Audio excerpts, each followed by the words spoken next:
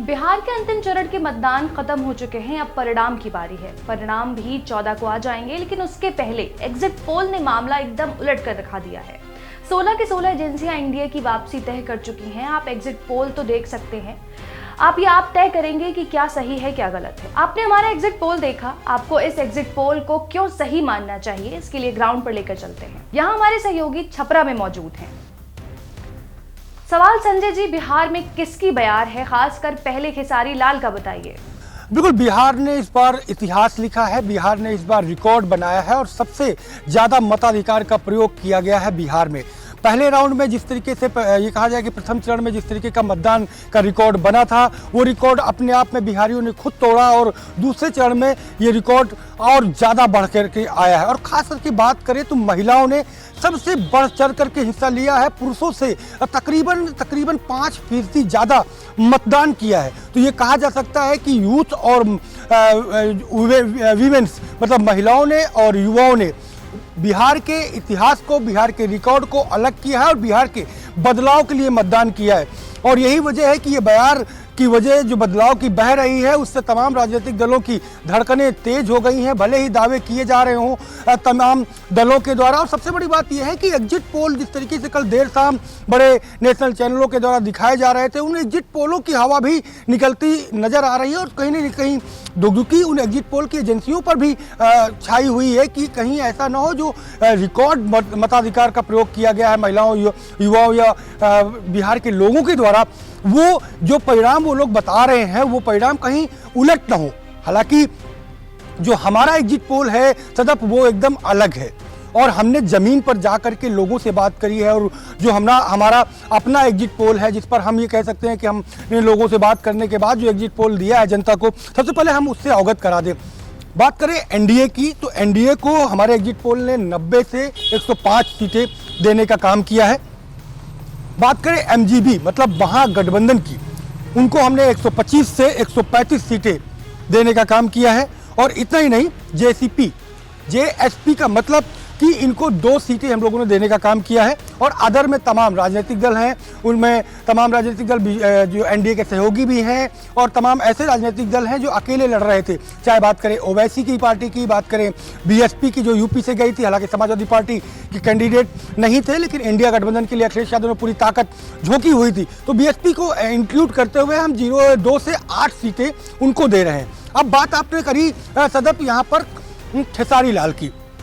खेसारी लाल चूंकि भोजपुरी सिने एक स्टार हैं और उन्होंने पहली बार राजनीति में कदम रखा है, लेकिन राजनीति में जिस तरीके से उन्होंने कदम रखा और कदम रखते ही उनके ये कहा जाए कि उनकी राहों में उनके अपनों ने ही कांटे बिछाने शुरू कर दिए। चाहे बात करें मनोज तिवारी की, बात करें रवि किशन की, बात करें पवन सिंह की, बात करें निरहुआ की, इन सब ने, चूंकि ये सब ने बीजेपी का झंडा थाम रखा है और केवल खेसारी लाल यादव ऐसे प्रत्याशी हैं जो तेजस्वी की पार्टी से चुनाव लड़ रहे हैं और विधानसभा चुनाव मैदान पर उतरे हैं। लेकिन उन्होंने जिस तरीके से परिपक्वता दिखाई है, जेन्युइन मुद्दों की बात करी है, न तो उन्होंने भविष्य की बात करी और न उन्होंने पिछले बीते अतीत की बात करी। उन्होंने कहा कि क्या जरूरी है युवाओं को, बिहार के वर्तमान में क्या जरूरी है, उसको लेकर के शिक्षा के प्रति किस तरीके से उन्होंने बताया कि शिक्षा बहुत जरूरी है। मंदिर जरूरी है धर्म के लिए, आस्था के लिए, लेकिन शिक्षा जरूरी है। विद्यालय जरूरी इसलिए है क्योंकि युवाओं को जब शिक्षा नहीं मिलेगी तो युवा कैसे आगे अपना भविष्य तय करेगा, कैसे अपने आप को भविष्य को संवारेगा।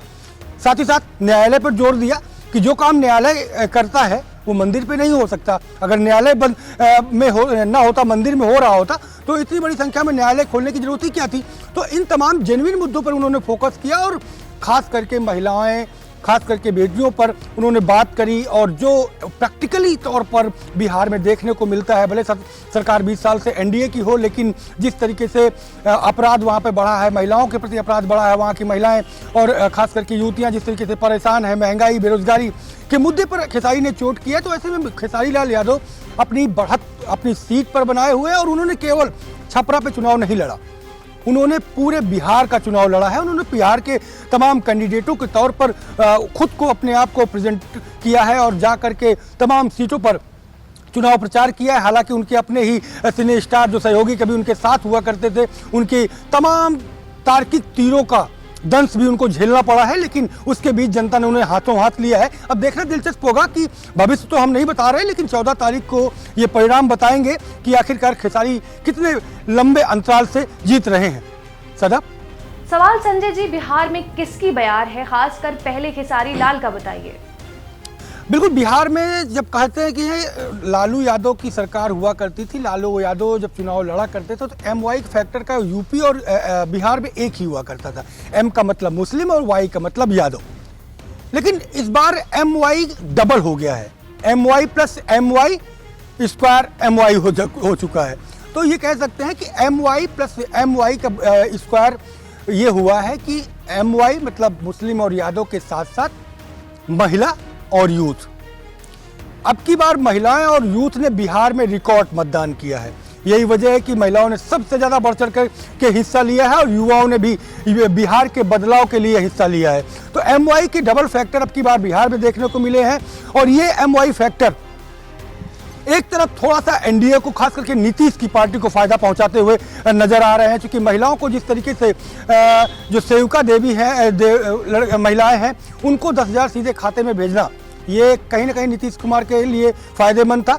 लेकिन उस पर सेधमारी करने के लिए इंडिया गठबंधन ने सीधे तौर पर कहा कि 30,000 रुपये मकर संक्रांति के दिन महिलाओं के खाते में जाएगा। और इसकी वजह से जो दो वादे, चुनावी वादे, एक चुनावी वादा तेजस्वी का, दूसरा चुनावी वादा नीतीश कुमार का, नीतीश कुमार ने अकाउंट में डाले और तेजस्वी ने, चूंकि इस विपक्ष में है, तो उन्होंने वादा किया।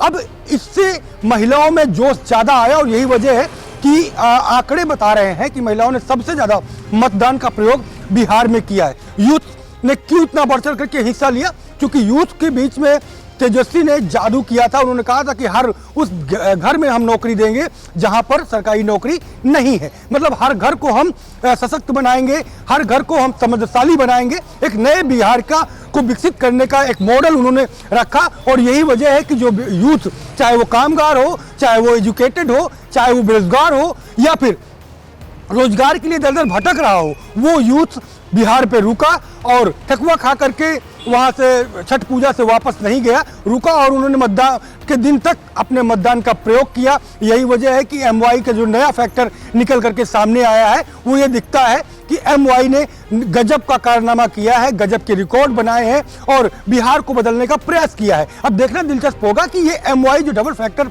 आया है, वो कितना इंडिया गठबंधन खास करके तेजस्वी के प्रति सजग रहता है और कितना फायदेमंद होता है। हालांकि आपको बताएं कि इस बार के चुनाव में गठबंधन, महागठबंधन और एनडीए कम, तेजस्वी बनाम नीतीश की लड़ाई ज्यादा देखने को मिली है। जी, मेरा दूसरा सवाल, इस बार एमवाई फैक्टर बिहार में बदल गया है या नया फैक्टर क्या होगा?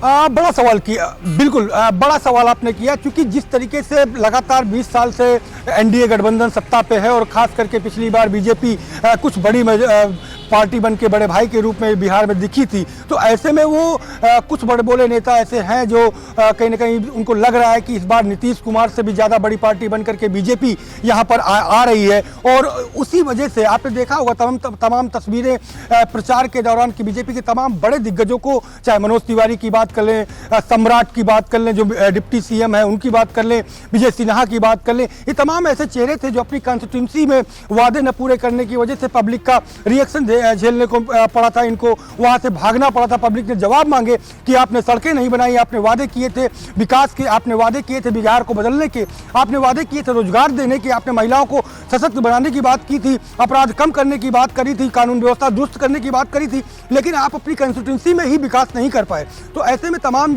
5 से बड़े ऐसे चेहरे थे बीजेपी के जिनको अपनी कॉन्स्टिट्यूंसी में ही विरोध का सामना करना पड़ा, झेलना पड़ा और प्रशासन भी कुछ नहीं कर पाया। यहाँ तक कि इतना ज़्यादा एग्रेसिव हुए थे विजय सिन्हा की अपने ही जिले के कप्तान को उन्होंने कहा कि वो उनकी सुरक्षा नहीं कर पा रहे, अपने गार्ड को कहा कि ऐसे गार्ड रखने से क्या फ़ायदा है जो गोली नहीं चला सकते, हमारी सुरक्षा नहीं कर सकते, ऐसे गार्डों का होना क्या जरूरी है जो खुद गोबर से सने हैं। उनके ऊपर गोबर का छिड़काव भी किया गया था विजय सिन्हा के पर। तो ऐसे कुछ बड़े बड़े नेताओं के जो बयान थे, उन बयानों ने प्रथम चरण के बाद से और द्वितीय चरण दोनों में काफ़ी असर खास करके ग्रामीण अंचल पर डाला है। तो तो देखना दिलचस्प होगा कि इन बड़बोले नेताओं की वजह से एनडीए और खास करके बीजेपी को कितना नुकसान हुआ ही। अब कल एक दिन की बात है और कल नहीं परसों सुबह 7 बजे से रुझान आने शुरू हो जाएंगे और तकरीबन 2 बजे तक तस्वीर एकदम से साफ हो जाएगी।